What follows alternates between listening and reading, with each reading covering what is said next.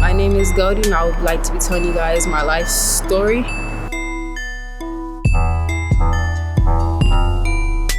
So many people want to know, like, a female like me, how did I get into a certain type of hustle? Well, I dealt with a nigga at a young age. I was 19. I was abused into the hustle. So that's how I grew into hustling as a, you guys would say, a hoe or a prostitute. I would just say a female hustler who wants some dough to go out here and get it. So in the midst of that, I was beat into it. So my first date was on Figueroa, and that's how God started into my life. But I was beat into it. I didn't have a choice like some of these females have. I was beat into it, and I was held down to do a date with my first date. So since then, I was just start catching dates on my own, and that's how I conquered. That's how I got into the hustle, and that's how I started counting my money. I figured out I didn't need a nigga to get my money, and that type of hustle because they're umbrella pimping. So I took it beyond myself to come a renegade and stuff down to get my money. And most men out here don't like that because we're not giving them money. So I'm the most hated female right now, and I do not care because I choose not to give a nigga my money, and no nigga owns me. So if there's any ladies out here that's in my situation, I would give you guys the most respect to keep doing what you're doing, and hopefully you learn how to do it on yourself and not give a nigga your money, because at the end of the day, you work hard for it. It's your money. And I don't feel the need to give a nigga no money if you work hard for this. How they go sell dope and work hard for their money, same with you. But this was the hustle that I did because I was beat into it. And this is how I came out of my struggle. I stayed in a room for a year. I paid my room every day, and I got down every day to pay for my room. Eventually, a year later, I had enough money saved up to get me an apartment. I got me an apartment for 6 months, moved out of my apartment, and started stripping. Now I'm just stripping, modeling, and doing some of my music. But this is, everybody wants to know, how come I got into this lifestyle? Well, I was beat into the lifestyle, so I didn't have a choice to do it. So this is the lifestyle that I lived for about 2 years, and now that I'm coming out of it, I see different for females. I want females who have a better perspective at a life versus just in the streets. And it's like you can go to college, get a career, you feel me, be a doctor, be a lawyer. You don't have to always be in the streets. So don't let these men manipulate your mind thinking that you need to be 10 toes down when you can be 10 toes in a job getting money. So this is the alley on Long Beach Boulevard and a block away from the Luxury Hotel Inn. So I was working right here, and this dude pulls up to me, and so basically I get in the car and I do a date with him. And we get into the back of the seat, we do a date, and he pulls a gun to my stomach and makes me strip all the way down to my knees. Only thing I had on was my shoes. This is the night it happened. That mark right there came from when he had hit. What did he do? I think he hit it right here. What did he hit? It hit with his car. Oh. And I couldn't get out the car because the car had child lock.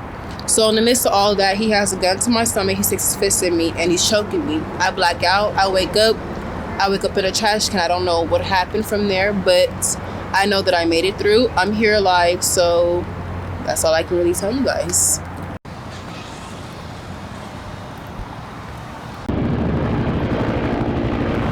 I remember the days, just coming through the alley, all these cars coming up just to see what girls they want. You have girls on this side, girls on that side. You got cars coming left to right.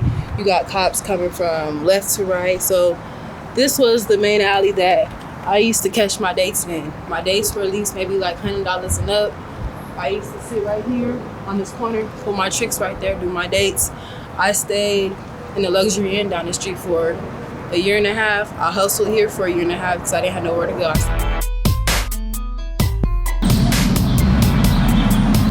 Slept in a homeless shelter, slept behind the trash can, ate out the trash can because I didn't have money to eat. In the parking lot areas.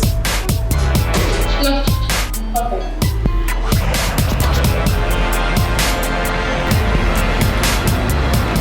Everybody's like, I remember when you called me.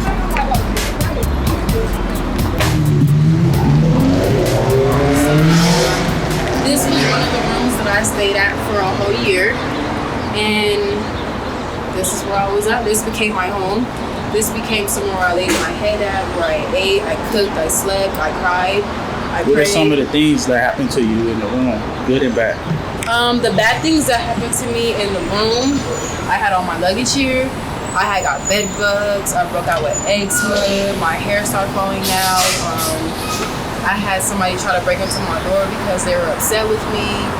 and just so much stuff went on in this room. The good things that went on in this room was I grew into a woman that God's trying to create me to be, because I wasn't listening. So when I got by myself, that's when I started going through my trials and tribulations.